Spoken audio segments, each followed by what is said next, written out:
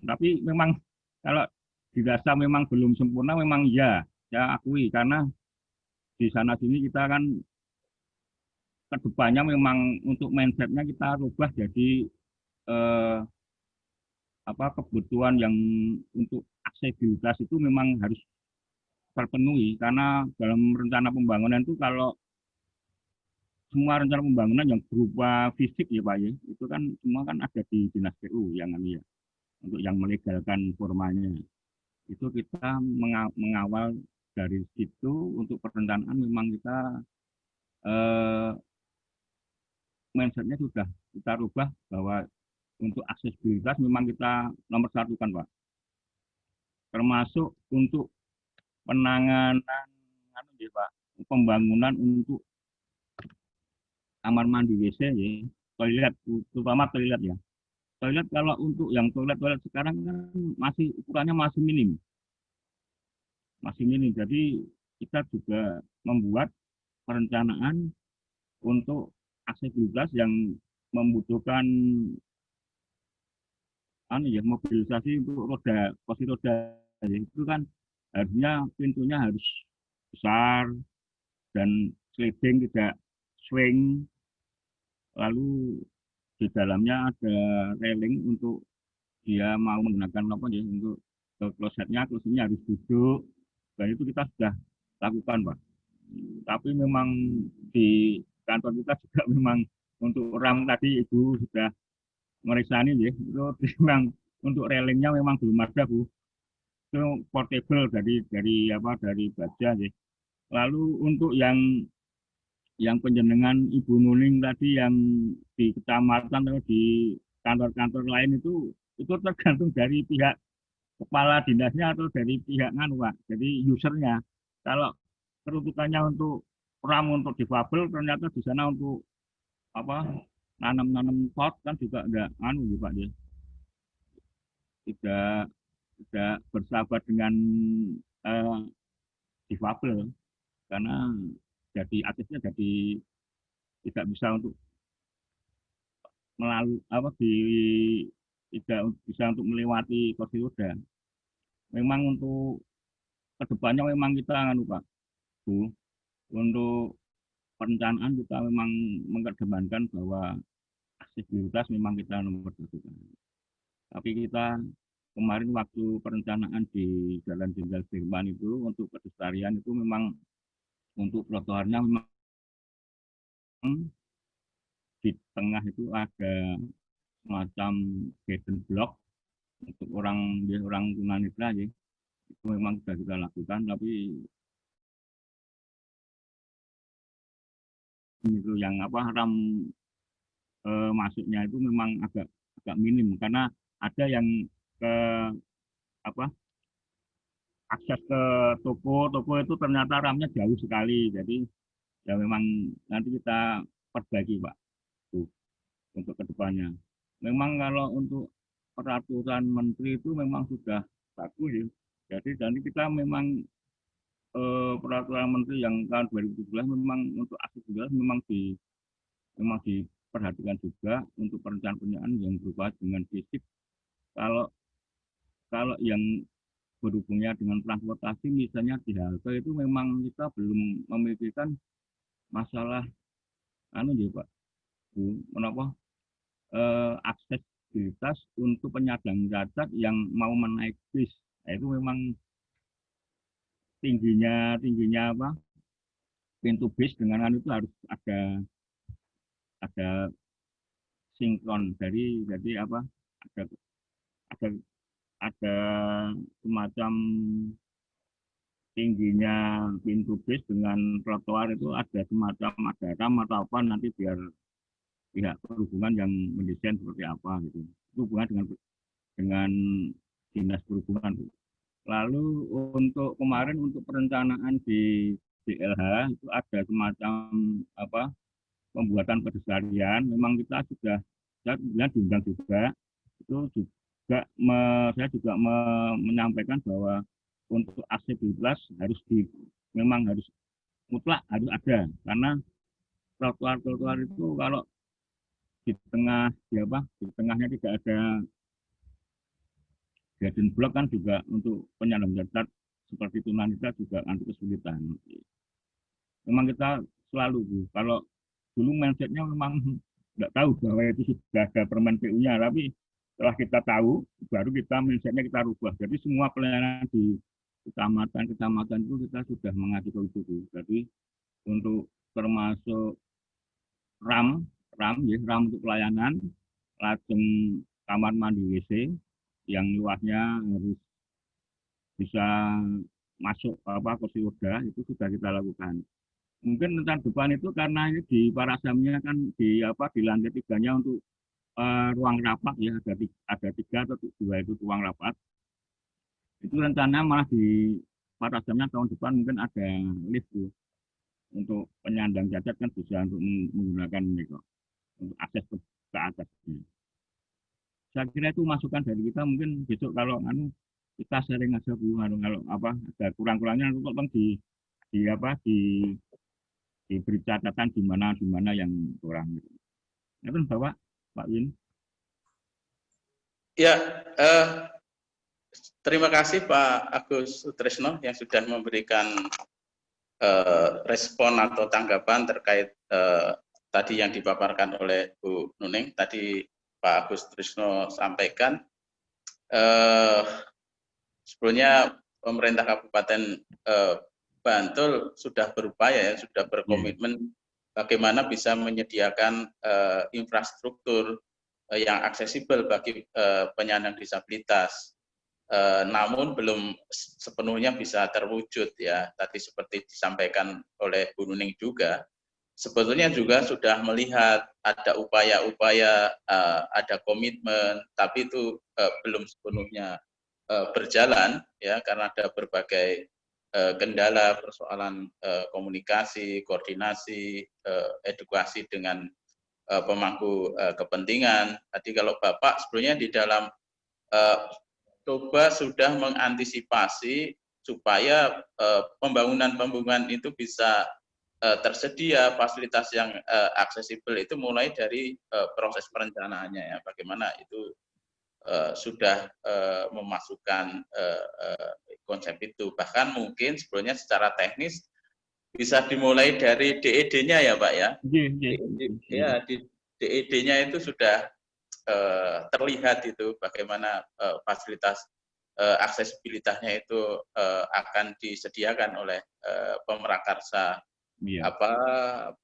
pembangunan itu. Bahkan sebetulnya kalau dari tahapan yang lain yang juga ditentukan di dalam berbagai peraturan perundang-undangan yang lain juga nanti juga kalau gedung itu ada SLF ya, sertifikat layak fungsi ya, lebih memastikan malah benar-benar bangunan itu sudah memenuhi persyaratan, salah satunya aksesibilitas gitu.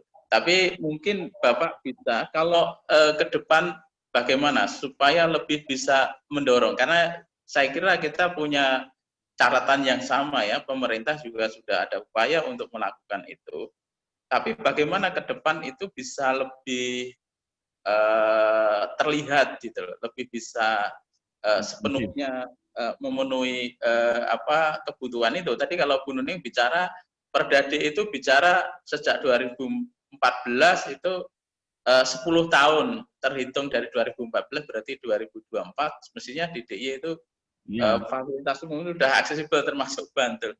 Apa Pak kira-kira ke depan? Tadi juga ada tawaran lebih ke punya rencana aksi yang lebih jelas terkait dengan pembangunan infrastruktur yang aksesibel itu, Bapak. Ya, saya kira kalau untuk perencanaan gitu, kalau perencanaan ya yang khususnya untuk gedung ya, memang kita kalau ya itu tadi sudah kita aturkan ke panjenengan bahwa untuk perencanaan gedung kita sudah memang mengacu ke arah ini kok Bapak ke aksesibilitas. Tapi ya itu terjadi kendalanya untuk user yang OPD lain tidak memahami seperti itu.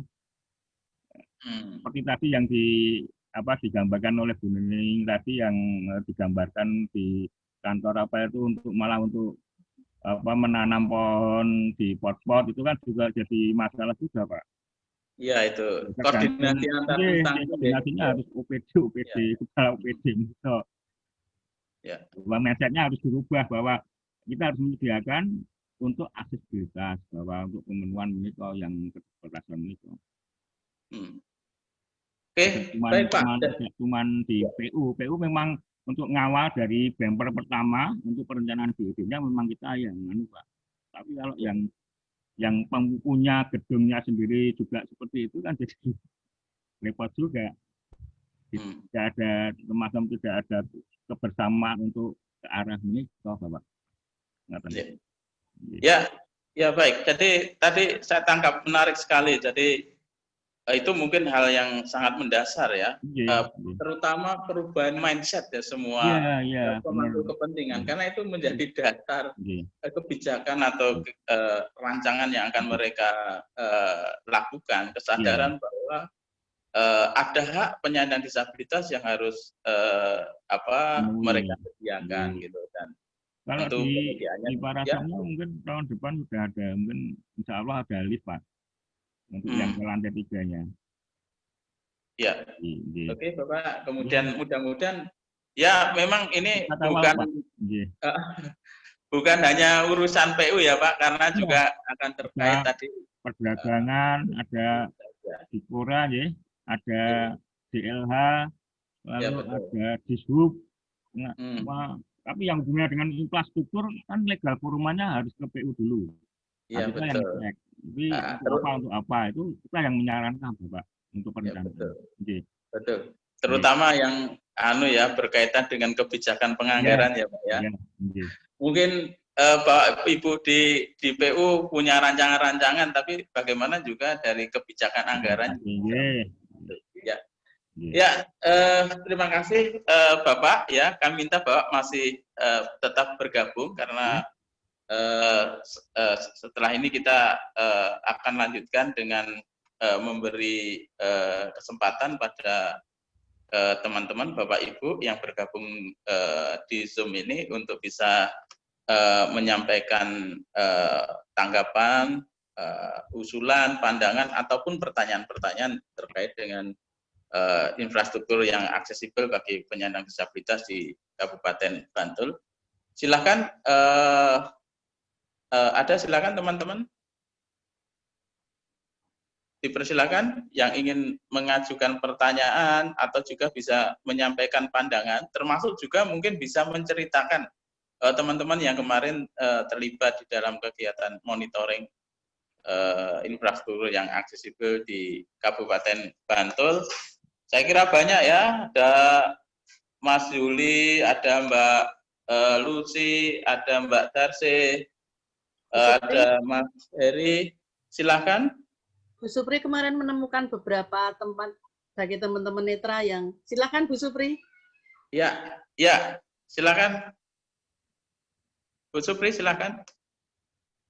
Bu Supri.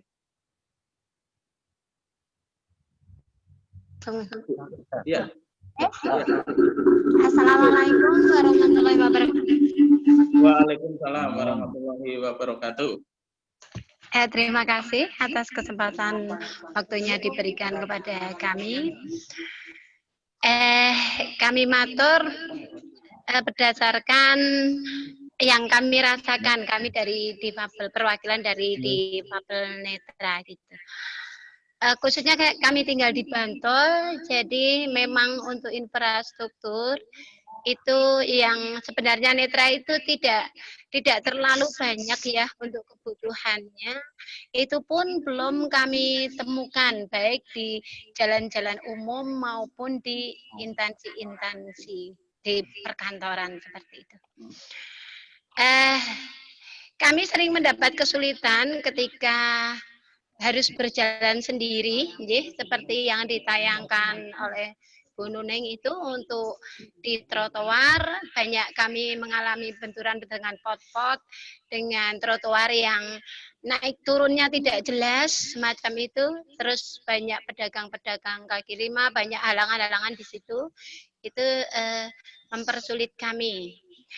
Terus kalau untuk yang di instansi juga kami belum merasakan untuk aksesibilitas non fisiknya. Jadi sering kami kesasar, sering kami harus kemana itu untuk pegawai atau karyawannya itu belum banyak yang paham bagaimana terhadap disabilitas itu harus berinteraksi semacam itu, Pak. Harapan kami mungkin memang harus ada sosialisasi baik dari tingkat kabupaten ya, di setiap sektor itu menembus sampai ke bawah. Soalnya kami banyak mengakses di tingkat-tingkat desa, di tingkat-tingkat dusun semacam itu. Kalau mungkin pembangunan secara fisik memerlukan proses, tapi kebutuhan kami kan mulai kami hidup. Jadi bisa kami merasakan kalau adanya kebutuhan yang sifatnya ada yang membantu semacam itu. Itu pun juga harus diupayakan bangunan-bangunan yang sifatnya aksesibilitas fisik. Dan harapan kami sangat-sangat berharap apabila nanti ada perumusan kebijakan atau rancangan, itu mohon kami dilibatkan, Pak. Jadi kami bisa matur apa yang menjadi kebutuhan kami, seberapa, di mana, seperti itu. Mungkin itu dari kami. Terima kasih. Wassalamualaikum warahmatullahi wabarakatuh. Waalaikumsalam warahmatullahi wabarakatuh. Terima kasih Bu Supriyati. Jadi tadi sampaikan mengalami sendiri karena Bu Supriyati ini sudah mencoba dan juga sudah sering ya melakukan mobilitas atau aktivitas baik itu di lingkungan pemerintah maupun di tempat-tempat umum yang tadi masih merasakan hambatan-hambatan yang dialami, terutama Bu Supriyati sebagai tunanetra. Kemudian catatan menariknya itu aksesibilitas fisiknya mungkin sudah ada, walaupun belum sepenuhnya masih ada hambatan, tapi yang non fisiknya itu belum terasa ya, belum terasa. Yang non fisik itu bisa dalam bentuk informasi atau orang yang bisa melayani atau membantu ya ketika teman-teman itu akan mengakses layanan publik atau akan menggunakan fasilitas umum. Kemudian tadi siap teman-teman penyandang disabilitas sewaktu-waktu pemerintah akan membangun atau melaksanakan pembangunan fasilitas umum, teman-teman penyandang disabilitas dilibatkan. Saya kira itu tawaran yang menarik, pasti akan sangat membantu pemerintah karena lebih bisa memastikan apa yang dibangun pemerintah itu memang sesuai dengan kebutuhan mereka. Nah, sebelum dijawab oleh dua narasumber, barangkali teman-teman yang lain bisa menggunakan kesempatan ini untuk memberikan informasi, pertanyaan, atau usulan, silakan. Mas Juli, silakan. Terima kasih waktunya, Mas. Ya. Langsung aja ya, mungkin sekedar sharing, kebetulan juga kejadiannya belum lama. Mungkin untuk bangunan lama mungkin sudah sangat dimaklumi kalau itu belum akses ya Mas, sepenuhnya. Tetapi seharusnya harapan kami, bangunan baru harusnya ya akses gitu. Tapi kenyataannya masih banyak yang belum akses. Belum lama ini baru kemarin Mas, di pendopo, Manggala 2 pendopo Manding yang baru itu, RAM memang sudah ada, tapi licin, apalagi kemarin hujan. Jadi kemarin sampai ada yang terpeleset. Itu satu, dan kedua adalah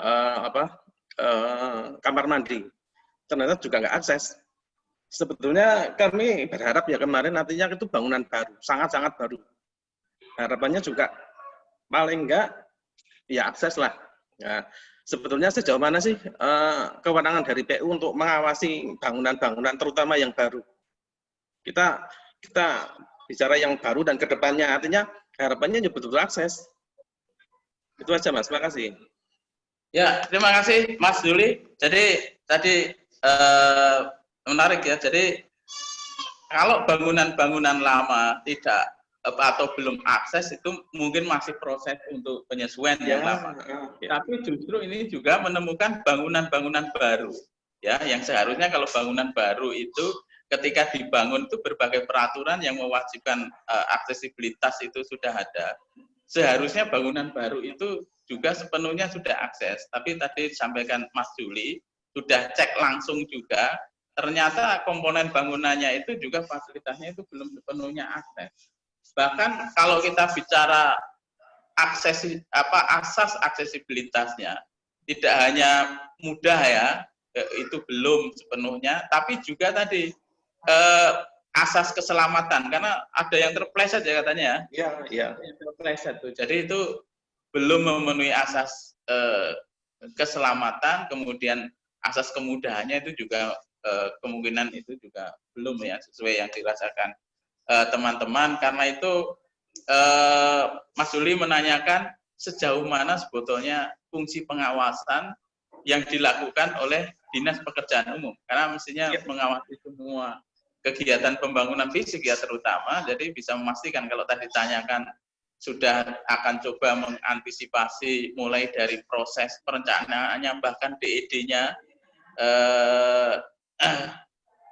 pasti juga bisa bisa diketahui apakah proses pembangunan itu mulai dari perencanaan dan pelaksanaannya itu memenuhi untuk penyediaan fasilitas aksesibilitasnya atau tidak. Itu tadi pertanyaan. Satu lagi sekalian 3, ada lagi? Silakan teman-teman yang sudah punya pertanyaan.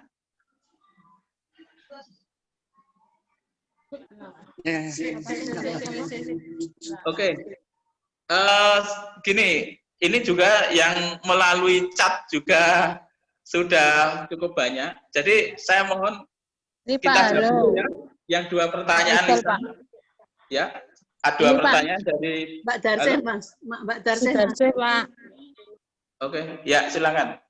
Mbak Darse, silakan. Saya mau usul seharusnya itu semua bangunan instansi pemerintah khususnya di Bantul seharusnya itu semua sudah akses, karena setiap tahun kan saya kira di setiap instansi itu pasti ada pembangunan atau misalnya untuk sekedar taman atau apa, kan seharusnya setiap tahun kan bisa mengajukan untuk memfasilitasi supaya bangunan itu lebih akses gitu. Contohnya itu untuk bangunan yang lama. Misalnya di tempat saya itu Kelurahan Sumberagung itu bangunan lama dulu malah akses, pelengsengan itu pakai kayu, tapi untuk sekarang malah bangunan baru tapi tidak akses sama sekali. Nah, saya mohon untuk pemerintah itu sebenarnya kan turun ke bawah, kalau ada pengajuan dari suatu instansi, ada pembangunan, seharusnya kan pemerintah mengecek apakah itu sudah aksesibilitas atau belum. Seharusnya jadi ada sanksinya paling tidak, jadi jangan cuma ada pengajuan pembangunan tapi tidak ada evaluasi dari pihak atas gitu loh. Terus untuk Pasar Barongan, kalau yang baru itu sudah akses, tapi untuk fasilitas MCK sama sekali tidak akses. Terus untuk bangunan yang lama juga belum akses, tapi saya kira cuma bikin pelancangan sedikit sudah akses, tapi kalau sekarang yang lama sama sekali tidak aksesibilitas. Terus masih banyak bangunan-bangunan yang sekedar cuma cuma untuk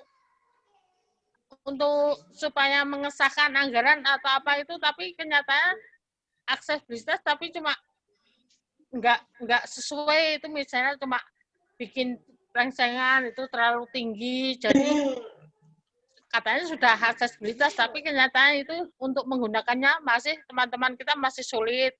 Parkiran masih belum ada yang parkiran khusus untuk aksesibilitas.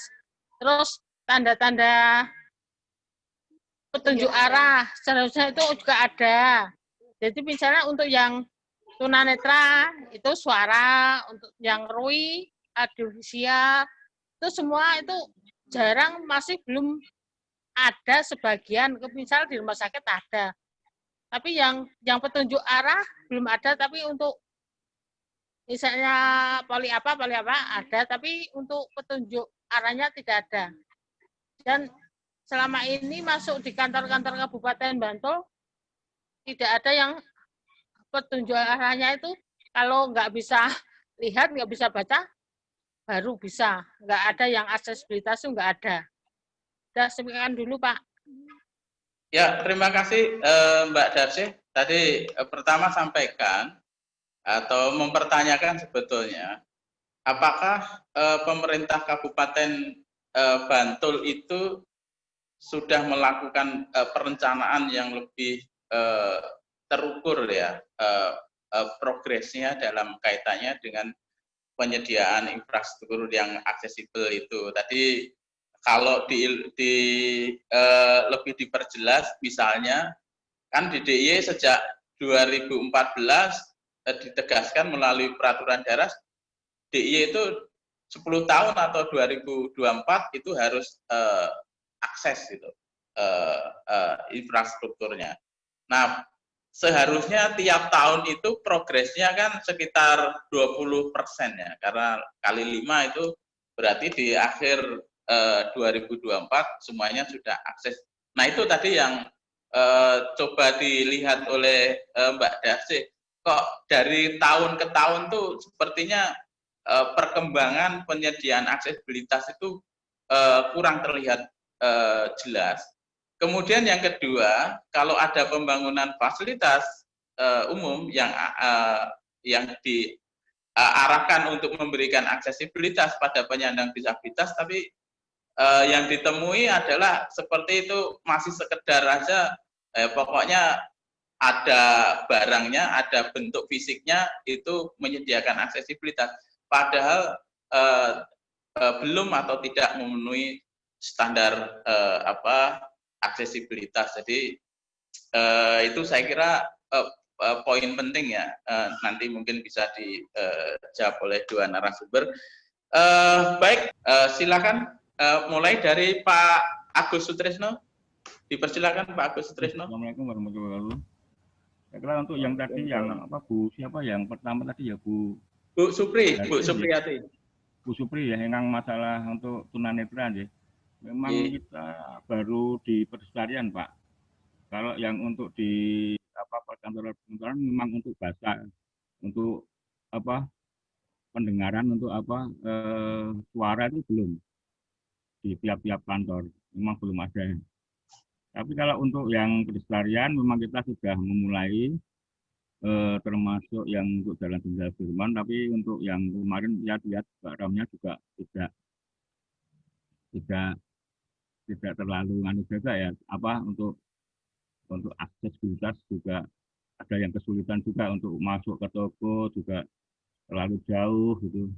Dan kendalanya biasanya untuk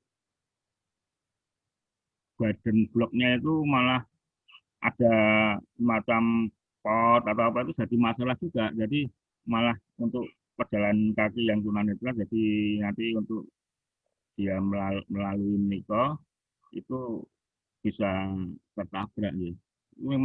Kita memang seharusnya memang untuk pelaksanaannya di lapangan memang kita harus koordinasi juga dengan DLH yang taman-taman Niko, bahwa kalau pengadaan untuk pot-pot itu jangan mengganggu untuk aksesibilitas di tengah-tengah yang ada badan blok Niko. Lalu lagi dari Pak siapa ya Pak yang untuk pendopo perasaannya 2 Yulianto. Pak Yulianto ya. Yulianto ya. Pak Yulianto.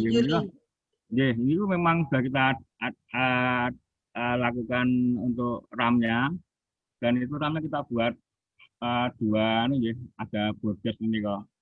Tapi memang kalau hujan memang licin karena itu tidak teratapi. Menurut saya bukannya atap kita kan untuk pendoponya kan juga tinggi, jadi memang kalau kita beri atap juga nanti untuk mengganggu estetika. Jadi memang itu kita sudah melakukan untuk pembangunannya itu dengan RAM yang DOF ya, yang anti licin itu, anti licin ya. Terus yang DOF yang tidak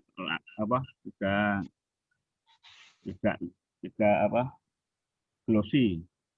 Lalu untuk untuk kamar mandi WC yang di belakang itu memang kemarin juga menanyakan kok ini kok tidak aksesibilitas. Aku juga Pak, juga malu juga kemarin waktu kebetulan yang jadi supervisi bukan saya, jadi saya tidak tahu menahu bahwa itu. Tapi kita nanti kedepannya untuk laporan ke Pak Kabid dan Pak Kepala Dinas untuk dalam perencanaan gedung-gedung yang baru, terutama akan lebih mengacu ke aksesibilitas.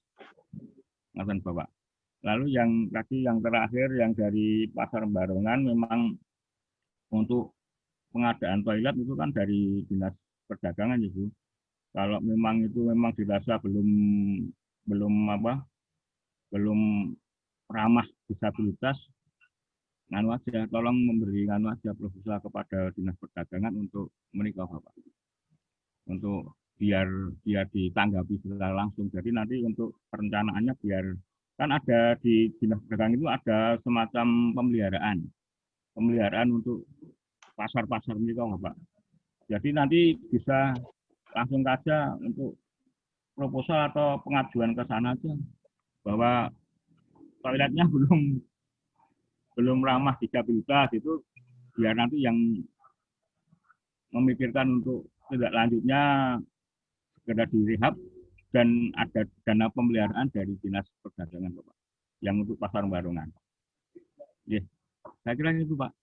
Oke, jadi ada anggaran untuk pemeliharaan ya Pak ya. Jadi kalau ada kendala atau ada standar yang sebetulnya itu nggak terpenuhi, itu masih mungkin untuk diperbaiki ya. Kalau semua memang dilimpahkan ke PU juga kita ya kuapakan juga Bapak. Tapi memang semua yang hubungannya dengan fisik prasarana dan prasarana gedung memang legal perumahan di kita Pak. Nah ini cuma tergantung pribadi masing-masing ya Bapak. Kalau pribadi masing-masing dari supervisinya tidak, mindsetnya tidak disabilitas, itu juga sulit. Ya baik, saya paham. Jadi itu memang tidak hanya ranahnya PU, tapi juga ada ranah instansi lain. Penting harus mengingatkan semua. Kemudian tadi yang pertanyaan Mbak Darsi Pak tadi, kalau bagaimana lebih bisa memastikan standar itu, karena itu seringkali memang ditemui penyediaan aksesibilitas yang nggak sesuai dengan standar ya, karena sudah ada Permen PU-nya juga yang mengatur soal standar. Ya, kalau di RAM untuk RAM ya, RAM itu harus ada kemiringan berapa ya? 5 berapa derajat Mas? 5 derajat atau 10 derajat ya? 1:10 Pak. Iya 10 derajat. Kalau lebih dari itu kan suram jadi nggak bisa untuk naik kalau tidak dibantu oleh pendorong, gitu Bapak. Nah, lalu untuk RAM itu lebarnya harus memang standar, gitu. Kan kursi roda itu sekitar 90 atau 80 ya. 80 ya. Jadi ada yang 110 ya, Pak. Iya, yang paling lebar ya Bu ya. 110. Paling lebar itu. Nah, minimal harus 120. Dan dengan railing untuk pegangan. Jadi bisa untuk satunya pegang railing, satunya pegang anunya untuk gerakkan rodanya. Memang ini jadinya Bu. Memang itu mau enggak mau, suka enggak suka, memang kita harus menerapkan seperti itu Bu. Untuk aksesibilitas disabil, karena disabil itu memang harus kita prioritaskan juga untuk pembangunan yang akan datang. Akan bagus. Ya, Pak ya. Jadi itu jadi catatan juga ya, bahwa standar aksesibilitas itu memang harus terus diedukasikan, disosialisasikan ya, karena kan banyak yang terlibat ya, ada konsultan perencananya, ada konsultan pengawasnya, Supervisi, kemudian yang melakukan supervisi. pembangunan itu juga ada, yang seringkali memang belum semua pihak itu betul-betul memahami soal standar aksesibilitas. Berikutnya Bu Nuneng silakan bisa mungkin lebih menegaskan atau menanggapi yang tadi disampaikan oleh teman-teman. Saya kira tadi ada benang merah ya yang sampaikan Mbak Darsi tadi soal progres dari penyediaan aksesibilitas itu, dan sekarang kan teman-teman mendorong supaya pemerintah itu punya rencana aksi daerah untuk lebih bisa memastikan progres yang dilakukan pemerintah dalam penyediaan infrastruktur yang aksesibel. Silakan Bu Nuning. Ya, terima kasih. Terima kasih teman-teman. Ini juga sebetulnya pengamatan dari teman-teman sudah saya masukkan semua tadi dalam paparan saya. Memang salah satu elemen yang kita monitor kemarin tadi juga sudah saya sampaikan bahwa tentang RAM, lebar pintu, lebar RAM, lebar pintu, kemudian toilet yang aksesibel itu seperti apa dan sebagainya. Sebenarnya tadi sudah saya sampaikan. Nah, oleh karena itu memang selama ini bangunan-bangunan yang ada itu belum memenuhi standar yang ada. Seperti tadi misalnya, kalau kursi roda itu paling besar itu ada sampai 110 lebarnya. Nah, ketika pengguna kursi roda itu akan menggunakan mandiri, secara mandiri, karena salah satu asas adalah kemandirian, makanya jangan tepat 110, mungkin lebih lebar lagi, karena tangan yang akan menggerakkan roda itu membutuhkan ruangan. Sehingga harus ada pelebaran lebih dari itu. Nah, kemudian soal landaian dan standar itu juga sudah ada di Permen PUPR, juga di sana jelas sudah disampaikan. Nah, kalau tadi Mbak Darsin menyampaikan bahwa dengan gedung baru ternyata malah tidak aksesibel, artinya ini mindset lagi. Kira-kira kita akan mulai dari mana kalau seperti ini? Ini kita juga sebetulnya sudah sekian lama melakukan advokasi tentang aksesibilitas fisik maupun non-fisik. Di mana pada kesempatan ini baru kita komunikasikan, dan beberapa waktu yang lalu sebetulnya ketika kami mengadakan seminar dengan seluruh lintas dinas yang hadir waktu itu, sebetulnya kami juga sudah menyampaikan tentang perspektif. Ketika kita membangun itu untuk siapa? Warga kita juga ada penyandang disabilitas, termasuk teman-teman yang saat ini bergabung di sini.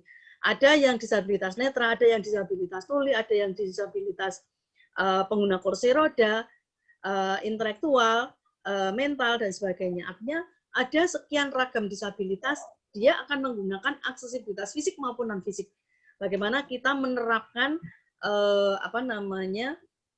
kebutuhan-kebutuhan mereka sesuai dengan kondisi disabilitasnya.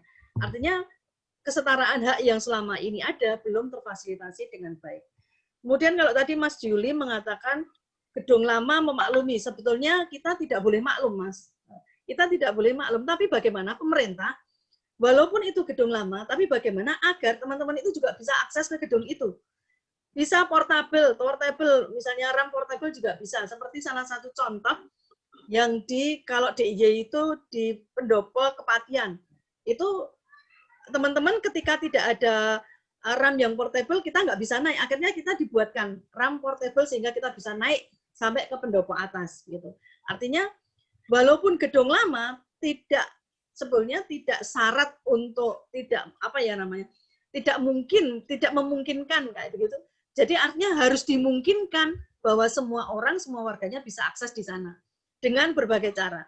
Artinya mungkin Pak Agus, kami siap sebetulnya dari teman-teman organisasi penyandang disabilitas ini diajak bicara. Mungkin dari hasil monitoring ini bisa menjadi salah satu acuan di mana ada tempat-tempat yang memang menurut penilaian teman-teman itu belum aksesibel untuk semua. Ini menjadi masukan kita bersama. Akhirnya pembenahan itu mari kita mulai bersama. Kami sebetulnya bukannya mengkritik dan sebagainya, bukan, tapi kami akan membuat lebih baik Bantul yang aksesibel untuk semua. Bantul yang menjadi kabupaten yang inklusif begitu. Artinya kami siap untuk diajak bicara, kami siap untuk melakukan komunikasi bersama Saya yakin teman-teman yang bergabung di sini pun juga siap untuk diajak bicara, gitu. Ada teman-teman FBDP, ada HWDI, ada dan teman-teman yang lain. Saya pikir mereka siap untuk diajak bicara karena mereka pengguna, Pak. Mereka pengguna, artinya mereka juga yang siap untuk membantu ketika soal perencanaan sampai mungkin kalau tadi di gedung yang di Manding itu saya sudah mencoba di sana, saya juga belum bisa sendiri, mesti memang harus didorong, kursi roda saya mesti harus didorong, saya nggak kuat kalau harus naik sendiri. Dan licin memang karena waktu itu belum ada atapnya, sehingga ketika hujan, terus terang memang licin. Tapi saya nggak tahu, apakah itu kalau tadi Pak Agus sudah menyampaikan, itu sudah dop gitu ya. Tapi memang kenyataannya masih licin Pak itu. Masih licin, jadi saya sudah mencoba sendiri soalnya. Sehingga saya harus dibantu, dan ketika hujan, yang mendorong itu bahkan kepleset, gitu, kepleset, jadi malah jatuh semua. Ini yang terjadi kemarin seperti itu. Makanya ketika membangun, saya rasa teman-teman penyandang disabilitas pelibatannya sampai ke bagaimana pelaksanaan pembuatan itu dilibatkan, sehingga pengguna itu betul-betul mempunyai rasa memiliki ketika bangunan itu adalah untuk mereka, begitu.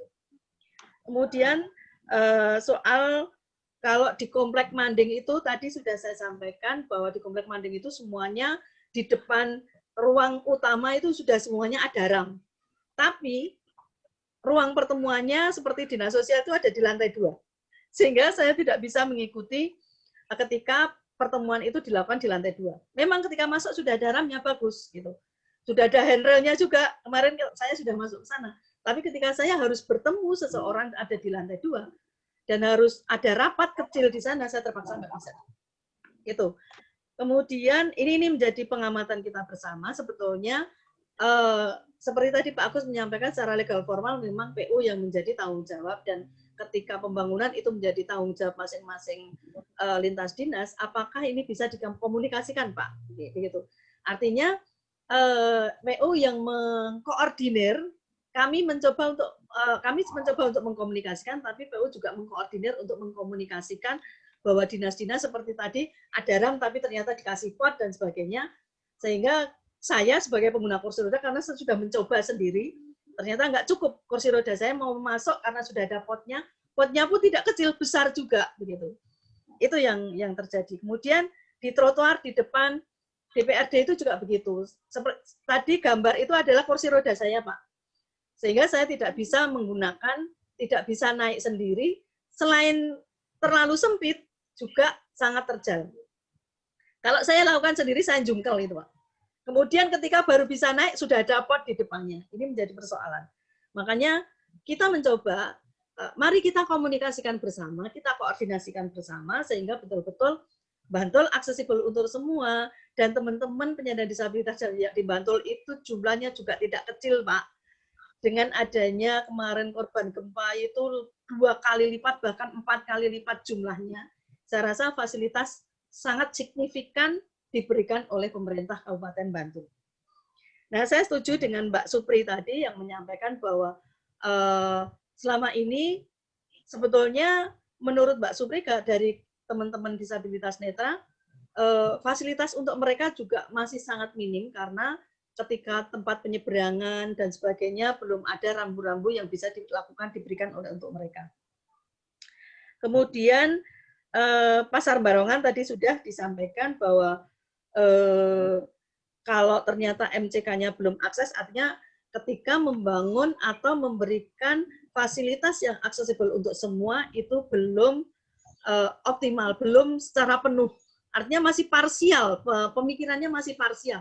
Dianggap dengan adanya RAM sudah cukup, padahal mereka juga butuh ada di kamar mandi dan sebagainya. Ini masih menjadi parsial, sehingga bagaimana ketika pembangunan aksesibilitas itu secara penuh, artinya ya mari kita bicarakan bersama-sama. Saya yakin teman-teman di sini siap untuk membantu Pak Agus untuk perencanaan sampai ke pelaksanaannya nanti. Saya rasa itu, terima kasih.